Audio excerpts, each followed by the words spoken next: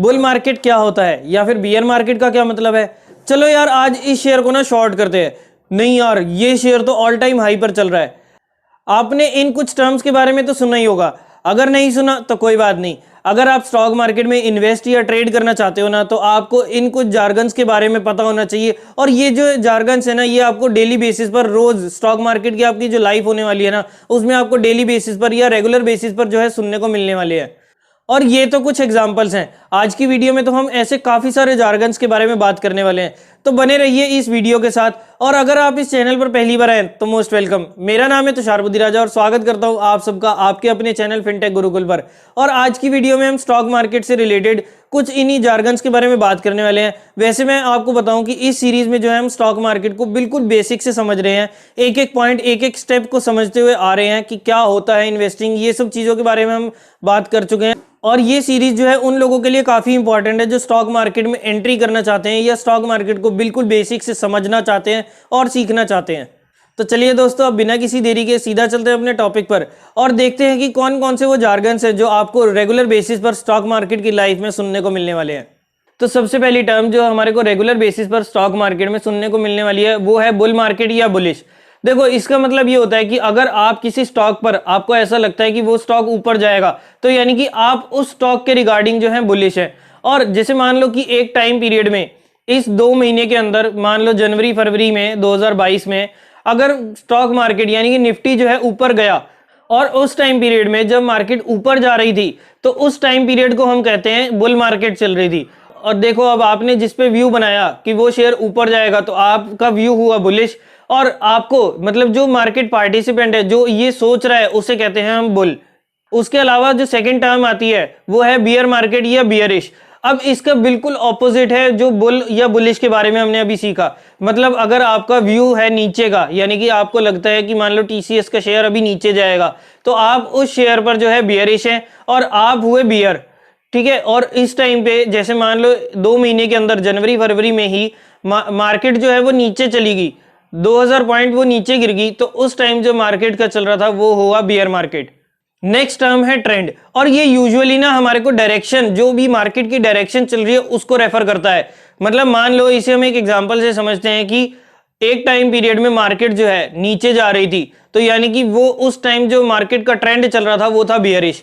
और अगर मान लो एक रेंज के बीच में चल रही है, 100 से लेकर 200 पॉइंट के बीच में अगर मार्केट ऊपर नीचे हो रही है ना एक टाइम पीरियड में, तो वो टाइम पीरियड हम कहते हैं साइडवेज, यानी कि उसमें हमारे को कोई खास मूवमेंट देखने को नहीं मिल रही, ना वो बियर मार्केट है ना वो बुल मार्केट है, तो इसीलिए वो टाइम पीरियड जो होता है वो होता है साइडवेज मूवमेंट।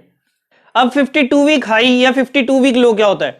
52 वीक हाई का मतलब है, एक तो ये 52 वीक जो है रेफर करता है एक साल को, और 52 वीक हाई का मतलब है कि हाईएस्ट पॉइंट जो उसने एक साल के अंदर पूरे में बनाया।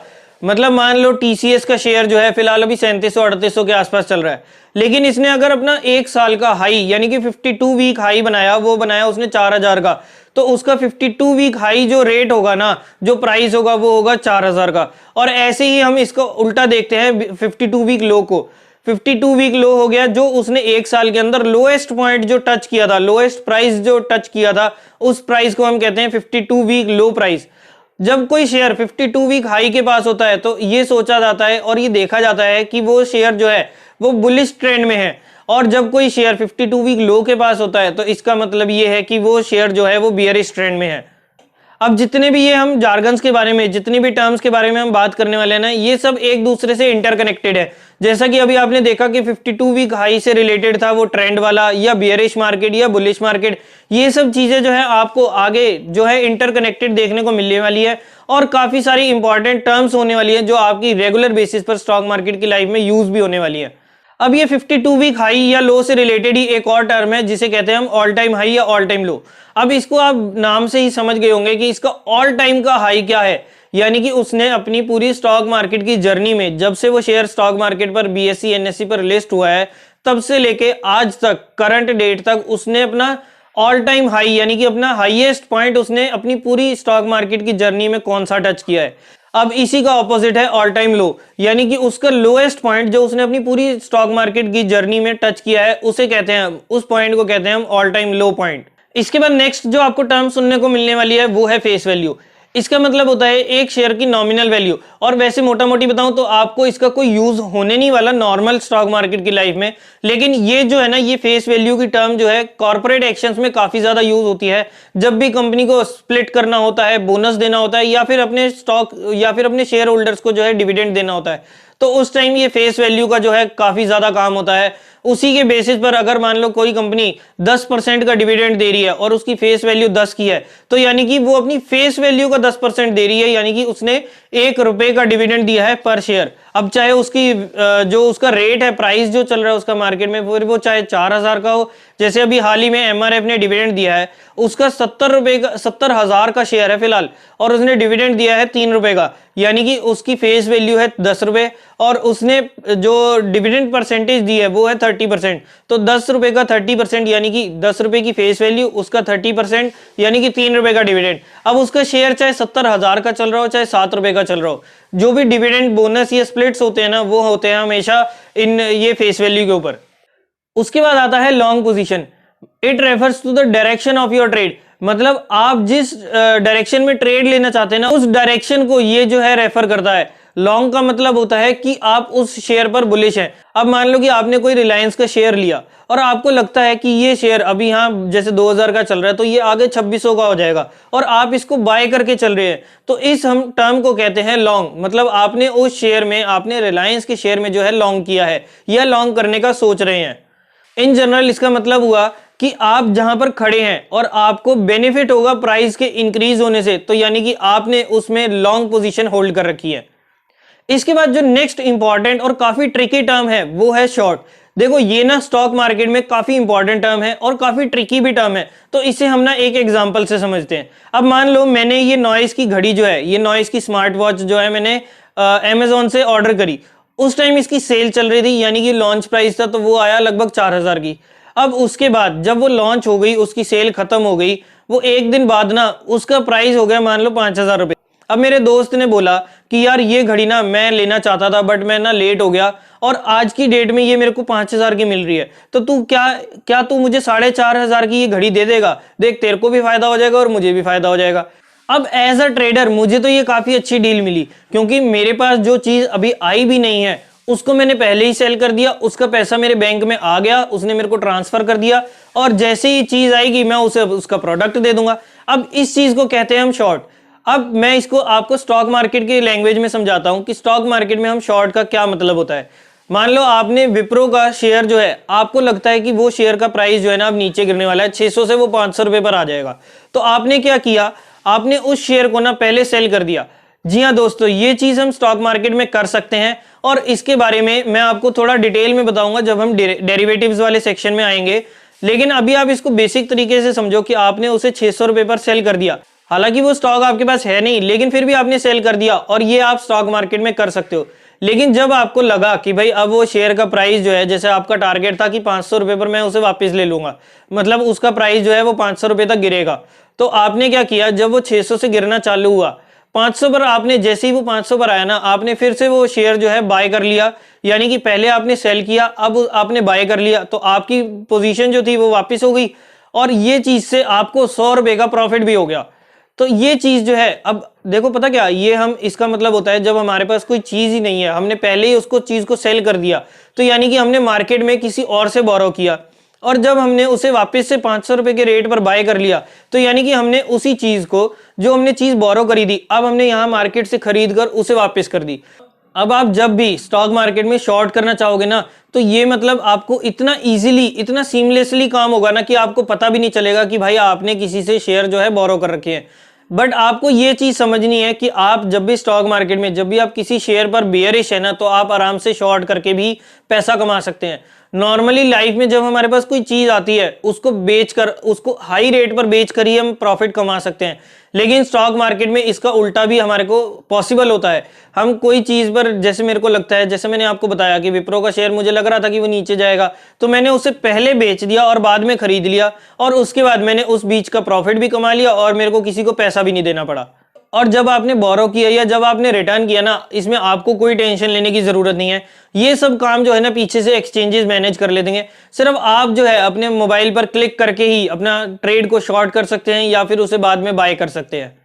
क्या आपको पता है कि जो अभी मैंने आपको घड़ी का एग्जांपल दिया, जो मैंने अभी फिलहाल पहन रखी है, इस पे भी मैं स्टॉक ऐड करके और वॉच कर सकता हूं अपनी घड़ी से ही। अगर आप इसके बारे में जानना चाहते हैं कि कैसे आप अपनी स्मार्ट वॉच पे स्टॉक्स ऐड करके उनको ट्रैक कर सकते हैं, तो आप इस वीडियो को देख सकते हैं। इस वीडियो में आपको सारी एक्सप्लेनेशन दी गई है कि कैसे आप इसमें स्टॉक ऐड कर सकते हैं अपनी घड़ी में, और उसके बाद उसे ट्रैक कैसे कर सकते हैं, उसे रिफ्रेश कैसे कर सकते हैं। ये सब चीजें आपको इस वीडियो में मिल जाएगी। तो अगर आप इस स्मार्ट वॉच को परचेज करना चाहते हैं तो नीचे डिस्क्रिप्शन में आपको लिंक मिल जाएगा, आप वहां पर जाकर परचेज कर सकते हैं। अदरवाइज जो है आप इस वीडियो को भी रेफर कर सकते हैं, ताकि आपको सारा कुछ समझ आ जाएगी कैसे आप स्मार्ट वॉच में अपने स्टॉक्स जो है ऐड करके उनको ट्रैक कर सकते हैं। तो चलिए, अब मैं उम्मीद करता हूं कि आपको कम से कम शॉर्टिंग का मतलब तो समझ आ गया होगा। बाकी इसके बारे में हम कैसे कर सकते हैं, इसका प्रोसेस जो है मैं आपको डेरिवेटिव्स वाले सेक्शन में बताऊंगा। हालांकि हम इंट्राडे में कर सकते हैं कि पहले आज ही के दिन मैं बेचकर और बाद में खरीद सकता हूं, लेकिन अगर मुझे थोड़े लंबे टाइम के लिए चाहिए, मेरे को मान लो 1 महीने या 1 हफ्ते का व्यू है, तो मैं डेरिवेटिव्स के थ्रू कर सकता हूं। इसके बारे में हम डेरिवेटिव्स वाले सेक्शन में थोड़ा अच्छे से डिटेल में बात करने वाले हैं। अब अगली टर्म जो हमारी यूज होने वाली है ना, अब मान लो आपने पहले शेयर कोई परचेज किया, उसके बाद उसको सेल कर दिया, तो यानी कि आपने उस जो ट्रांजैक्शन थी ना उसको क्लोज कर दिया। यहाँ पे बाइंग हुई, यहाँ पर सेलिंग हुई, सेम स्टॉक्स की हुई। मान लो यहाँ पे 10 शेयर आपने बाय करे, 10 शेयर ही आपने सेल कर दिए। तो यानी कि ये जो आपने सेलिंग करे ना पहले बाय करने के बाद, तो ये आपने अपनी एग्जिस्टिंग पोजीशन को जो था स्क्वायर ऑफ कर दिया। इसी का ऑपोजिट है, जैसा कि मैंने आपको अभी शॉर्टिंग वाला एग्जांपल दिया कि आपने कोई शेयर पहले सेल कर दिया, उसके बाद बाय कर लिया। यानी कि पहले आपने जो चीज थी वो सेल कर दी, अब उसके बाद आपने उसको बाय करके बोरो खरीदी, आपने उस चीज को सेल कर दिया। जब आपने खरीदी तो वापस जिससे आपने बोरो खरीदी उसको आपने वापस पहुंचा दी। तो यानी कि आपने अपनी पोजीशन जो थी एग्जिट कर ली, आपकी पोजीशन वहां पर क्लोज हो गई। तो इस चीज को अब आप पहले सेलिंग करो फिर बाइंग करो तो उसको भी स्क्वायर ऑफ करते हैं, और पहले बाइंग करके फिर सेलिंग करें तो उस चीज को भी, उस टर्म को भी हम स्क्वायर ऑफ कहते हैं। इसके बाद नेक्स्ट टर्म है OHLC और वॉल्यूम। OHLC जो हमारी रेगुलर बेसिस पर स्टॉक मार्केट में यूज होने वाली है, इसका मतलब होता है ओपन, हाई, लो, क्लोज। और ये जो है ना टेक्निकल एनालिसिस में काफी ज्यादा काम आती है। अब मान लो एक कैंडल है, क्योंकि हम स्टॉक मार्केट में जब हम टेक्निकल एनालिसिस पर जाएंगे ना तो हम कैंडल स्टिक्स के थ्रू काफी ज्यादा काम करने वाले हैं। अब एक ये कैंडल है, जिस रेट पर आज के दिन ये ओपन हुई उसे कहते हैं हम ओपन प्राइस यानी कि O। उसके बाद जो उसने आज के दिन का हाई लगाया, मतलब मान लो वो 100 रुपए पर ओपन हुई, ये कैंडल 100 पर ओपन हुई, उसने आज का हाई लगाया 110 रुपए, और उसके बाद वो 110 को टच करके ना वो नीचे आ गई। अब उसने जो आज के दिन का लो लगाया वो लगाया 90 रुपए। 90 रुपए लगाने के बाद भी वो वहां पर बंद नहीं हुई, क्योंकि पूरे दिन में 9:15 से लेकर 3:30 बजे तक मार्केट में जो है हलचल चलती रहती है। 100 पर ओपन हुई तो यानी कि वो प्राइस हो गया हमारा O। जिस रेट पर 110 पर वो हाई लगा कर आई, यानी कि आज के दिन का हाईएस्ट प्राइस जो था उसका 110 रुपए था, तो वो हाई प्राइस हो गया हमारा H। उसके बाद वो जब नीचे गई 90 रुपए तक, जो आज के दिन का उसने सबसे लोएस्ट प्राइस टच किया, तो वो हुआ L। और उसके बाद जब वो क्लोज हुई तो मान लो वो क्लोज हुई 95 के रेट पर, और जब वो कैंडल क्लोज हुई, मान लो 3:30 बजे, मैं डेली कैंडल यूज कर रहा हूं, तो 3:30 बजे जो है वो कैंडल क्लोज हुई, यानी आज के दिन की ट्रेडिंग खत्म हुई। तो जिस रेट पर वो क्लोज हुई 95 के रेट पर, तो वो हमारा हो गया C। तो OHLC ये हो गया हमारा ओपन, हाई, लो, क्लोज। और उसके बाद आती है वॉल्यूम। और वॉल्यूम जो है ना काफी इंपॉर्टेंट टर्म होने वाली है, काफी इंपॉर्टेंट चीज होने वाली है जब हम टेक्निकल एनालिसिस करेंगे। तो वॉल्यूम्स का मतलब होता है कि आज के दिन में कितनी बाइंग और सेलिंग दोनों ट्रांजैक्शंस हुई एक शेयर के रिगार्डिंग या उस कैंडल के अंदर। मतलब मान लो आपने एक दिन की कैंडल यूज करी है, तो आज के दिन में उस शेयर में, सपोज करो कि मैंने आज के दिन में, मैं डेली कैंडल यूज कर रहा हूं, तो आज के दिन में हैप्पीएस्ट माइंड में जितनी भी बाइंग और जितनी भी सेलिंग होगी ना, उन सबको मिलाकर वो एक वॉल्यूम का बार ग्राफ बनता है। तो उस चीज को हम कहते हैं, जितनी भी आज की ट्रांजैक्शन, जो टोटल ट्रांजैक्शन हुई बाइंग और सेलिंग की, उन दोनों को अगर हम इंक्लूड कर दें, यानी कि उन दोनों को हम सम कर दें, तो उस चीज को हम कहते हैं वॉल्यूम। आज की वीडियो में मैं इतना ही रखता हूं।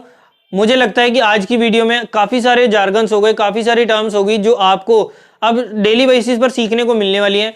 इतनी कोई मुश्किल टर्म्स नहीं थी, सारी आसान है। बाकी एक दो बार आप दोबारा वीडियो को देखोगे ना, एक बारी में नहीं समझ आई तो आप दोबारा इस वीडियो को देख सकते हो, आपको सारी चीजें जो है क्लियर हो जाएंगी। लेकिन अगर फिर भी कोई डाउट रह जाता है तो आप नीचे कमेंट सेक्शन में अपने क्वेश्चन, अपनी क्वेरीज पूछ सकते हैं। मैं पूरी कोशिश करूंगा आपकी सारे क्वेश्चन, सारी क्वेरीज को सॉल्व करने की और आपको हर कमेंट को रिप्लाई करने की, ताकि उनमें कोई भी डाउट, किसी भी टाइप का डाउट या कोई कंफ्यूजन ना रहे।